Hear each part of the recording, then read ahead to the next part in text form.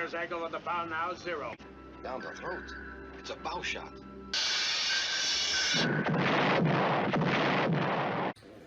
Hello, YouTube modeling community. This is Rick, and this is my final for the Chris Cortel Celebration of Life group build, sponsored by Kenny at Moonwalker Models. And it's thank you to Kenny for sponsoring this. He also has a site with a lot of Chris's older posts up on it. So I'll have the link both to his site and the Chris Cortel history site, his history of his posts. Again, before we get started, let me thank everybody for watching.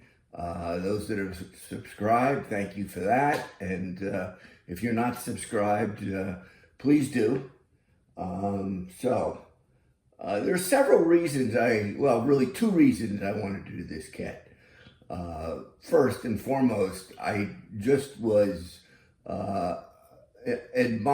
always admired Chris's figures, his large-scale pop culture figures, James Bond, Batman, Superman, all of the ones that he did were great. So that's the primary reason I wanted to do this kit.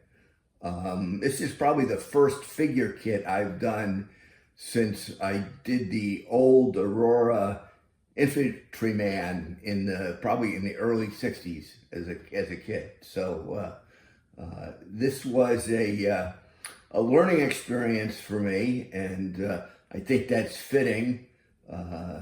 Chris always had the idea of teaching, and even the name of his channel reflected that, Classic Plastic 101. So it was a learning challenge, especially a lot of the hand painting. It wasn't the greatest of jobs I was able to do, but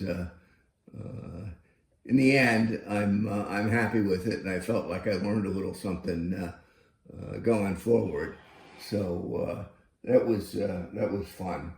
The second reason is that I've always been enamored, nostalgia-wise, with the pre-Star Trek science fiction and space travel of the 50s and early 60s. Shows like Space Patrol, Rocky Jones, Tom Corbett, any one of a number of shows that were a popular genre during that time frame. So that was the second reason I enjoyed doing this kit of Flash Gordon. This is the Atlantis kit of Flash Gordon, in the introduction, I gave a little bit of background on it, so I won't necessarily do that here. It's kind of typical of the Atlantis reissues of original molds without a particular amount of rework. So there was a fair amount of Flash, and the fit wasn't horribly great, but we struggled along with that. The color choices I made were primarily based on this figure from a Flash Gordon comic book circa, I think, 1954 or something. I'll have to check that and see if I can tell exactly when the time frame was. But most of the Flash Gordon comics, they didn't usually have him in a helmet, and there were various styles, some cylindrical, some spherical like this, same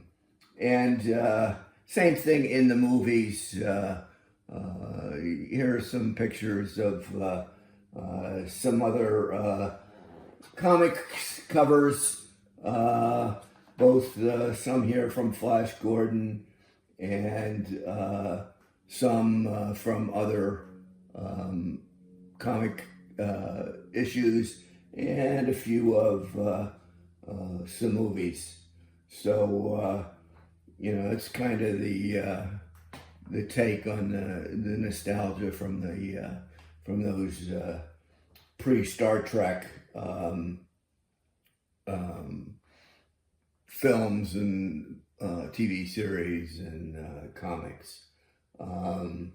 So a couple more examples here, and I guess the one other little footnote I'll add here is there is a legacy from these helmets, and it's this warning that is probably familiar to you. And where this originated is back in the 50s. A lot of kids were wanting to make their space helmet out of plastic bags, and wound up suffocating in them, which resulted in the warnings being required on virtually all plastic bags. So you've probably seen this around. I can remember the origins of it. I remember it was a controversial topic in and amongst the news media back in the 50s. So thanks again for watching. Appreciate everybody being here, and take care, and we'll be talking to you. Welcome to CP101, and this is a final on Superman. As I said in the last couple of videos, he would be done this weekend, and we've got them all finished up.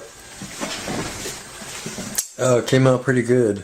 I'm really happy with this. It's definitely going to be one of my top favorite builds, and as I said before, this wasn't planned. My original goal for this kit was to just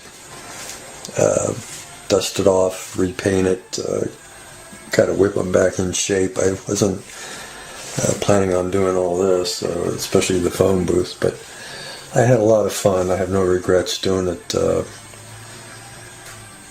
And it was a learning experience. I mean, especially for scratch building. I don't do a whole lot of scratch building, so this was a good lesson. I learned a lot, made a lot of mistakes, but that's what it's all about.